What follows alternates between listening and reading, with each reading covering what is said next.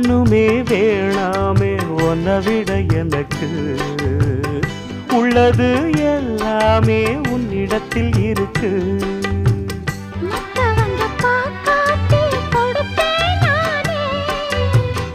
இப்ப இங்க ஆடேது ரகசியம்தானே. காத்திருக்கேன் கதவை திறந்து உள்ளுக்கு வாடி.